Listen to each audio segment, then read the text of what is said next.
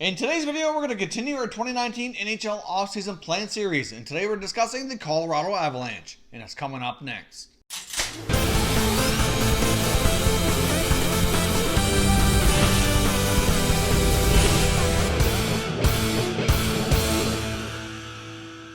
Welcome back to another video here at Top Shelf Hockey. If you're new to the channel, thanks for stopping by. We review and discuss all 31 NHL teams, so if you're a huge hockey fan, consider subscribing and clicking the bell so you don't miss anything.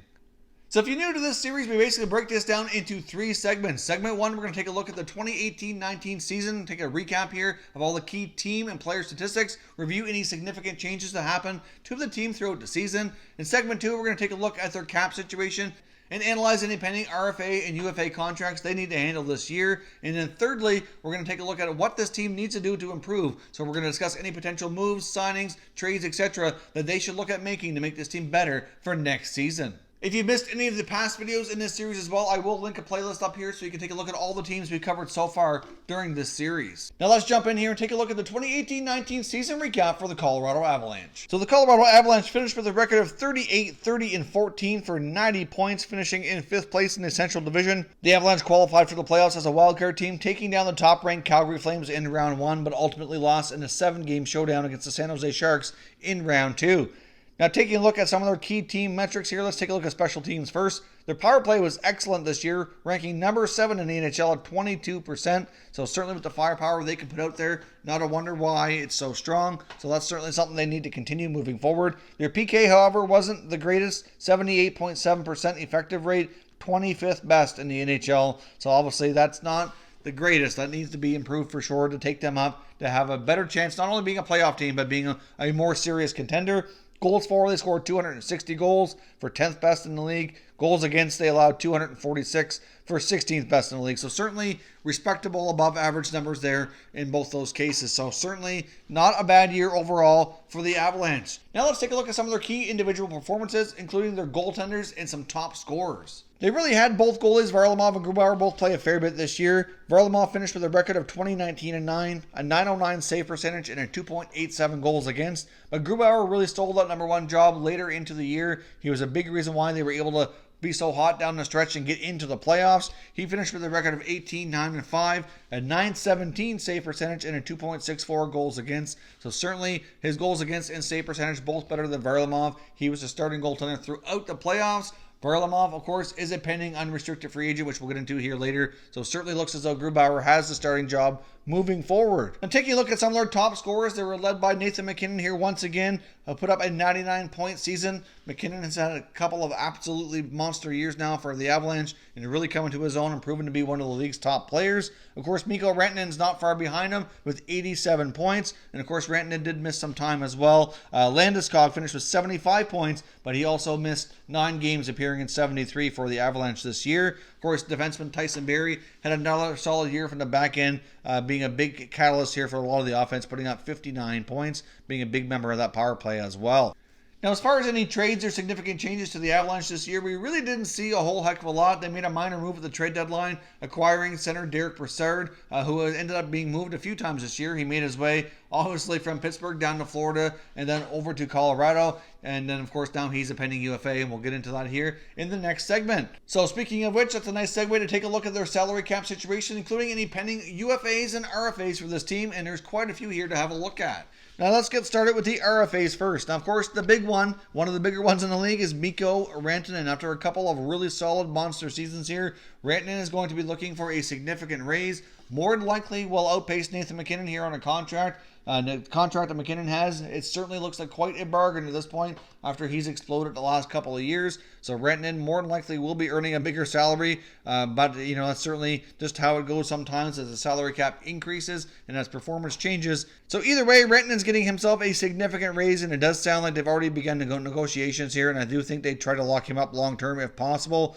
Also on the RFA list is Alex Kerfoot, JT Compher, Sven Andrighetto, defenseman Nikita Zadorov, and Ryan Graves. So obviously lots of key decisions to be made there. I would fully suspect, either all or most of those guys will be qualified and retained. As far as what kind of contracts, hard to say. Besides Rantanen, I really don't see anybody getting a long-term deal. Look here at the UFAs. Now, the UFA list is certainly led by goaltender Semyon Varlamov. Of course, he's been a goalie there for quite a long time, but it's fair to say after everything went down the second half and into the playoffs, he's likely not retained. That'd be my guess. They can certainly run with Grubauer here as a starter moving forward.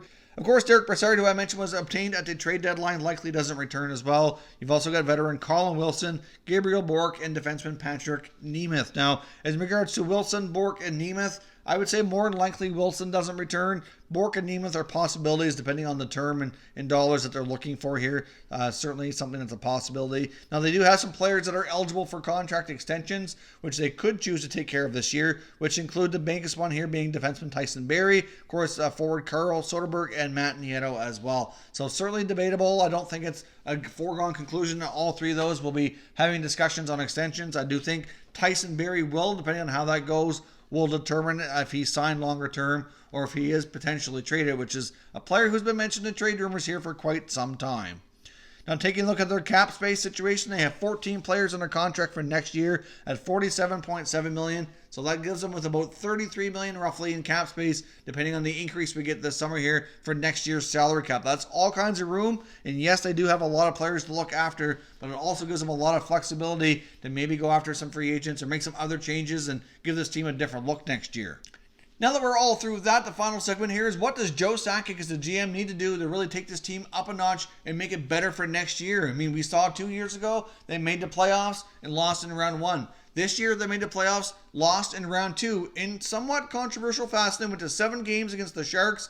Of course, that offside ruling against Gabriel Landeskog, whether his skate was touching the blue line or not, it's a whole other debate here, whether or not that rule should be changed or whatever, but it's an unfortunate ending for the Avalanche for sure. So we saw significant improvement from this team the last 2 years after really bottoming out here a couple years back. So obviously this team is heading in the right direction. I think they've done a pretty good job at getting things in place with lots of good prospects, lots of good trades. So what else does Joe need to do to carry that forward? For Joe Sakic, it's definitely going to start by getting Mikko Rantanen locked up here long term. He's proved to be a top NHL player, plays really well with McKinnon and Landeskog, and he's a key piece to get locked up moving forward. So it's paramount for him to get that contract looked after as soon as possible so they know exactly what they're dealing with for the remainder of their team and what they're going to have for other space to fill out the rest of the roster here.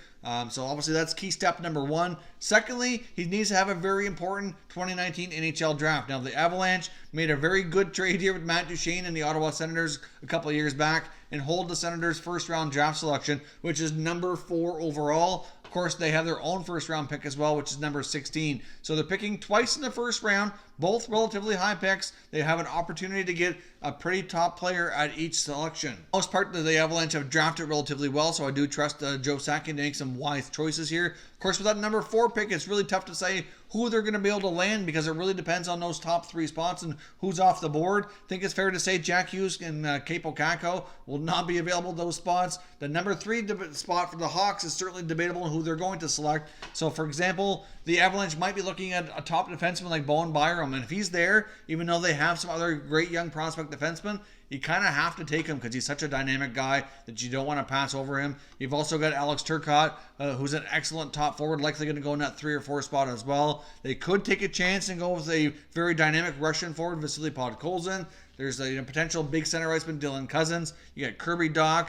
There's some great other prospects there as well. So lots of great choices between number 4 and number 16. Could Joe Sakic maybe even make some trades at the draft and utilize those picks to maybe gain even more picks? It's certainly a possibility depending on who they want and how the order falls. You might see him maybe even move down or maybe package the 2 together and try to move up or something. Hard to say. Either way, the Avalanche have a lot of flexibility here. They have 2 high picks, and I'm sure Joe Sakic is going to put them to great use. Another thing he definitely needs to sort out longer term is what's the goaltending situation going to be like here. Obviously, Philip Grubauer had a pretty solid end to the year. He's under contract for a couple more years. They do have Pavel Francouz, who they brought over from the Czech Republic, who hasn't been too bad as well. They still have him under contract for another year, so they could certainly run with those 2 as their goalie tandem next year. Or do they dip into the free agent market and try to bring another experienced goaltender in as insurance? So let me know what your thoughts are on that point, but either way, they need to decide how they're going to go about things here. But obviously, Grubauer is still under contract. They can't extend him any further for right now. out for the time being. So we need to decide here, long-term, what's their goaltender outlook for this franchise. One of the main things this team needs to improve on to have a better regular season and have a better showing in the playoffs is secondary scoring. Some of their key RFAs like Kerfoot and Comfort, for example, they're pretty good hockey players, but they need to be more consistent. So the Avalanche need to decide if they're going to requalify them, sign them for a few more years, or they're going to consider making some trades or testing the free agent market here. They do have a lot of cap space, as I mentioned, to bring in some other secondary players who can also provide some much needed offense behind the big three here for Colorado. Now, of course, since they do have all that cap space as well, this could be the year of the offer sheet. There's been lots of rumors that some of these big-time RFAs might receive an offer sheet, so it's imperative for Joe Sakic as well to get Rantanen under contract so that he doesn't risk the chance of his player getting one, but he could also hand one out himself. It's certainly a possibility, depending on how much money they have left over after signing Rantanen and some of these other guys. They could potentially take a run at some of maybe the smaller name RFA guys who could be a pretty solid second or third line player. Either that or take a look at making some trades here. Like I said, the futures of guys like Comfort, Kerfoot, Andrew Ghetto, it's certainly debatable how long they keep them around for. Like I said, they're good players, but they're not consistent enough. So I'd like to see this team have some more consistent secondary scoring moving forward, and Sakic has to decide if they're the right guys to continue to develop here or to go another direction. Now, they also have some pretty decent prospects already in the pipeline as well, who might be able to take up some roster spots next year and certainly help with that too. So if you're Joe Sakic of the Colorado Avalanche, what moves are you making first this offseason? Let me know down in the comments and we can continue the conversation. If you're new to the channel, I hope you consider subscribing. We cover all 31 NHL teams, and there's plenty of content here for all hockey fans to enjoy. So if you're new, subscribe for more videos just like this one, and stay tuned for the remainder of this series. Plenty more videos coming here very shortly. Thank you for watching, and I will catch you next time.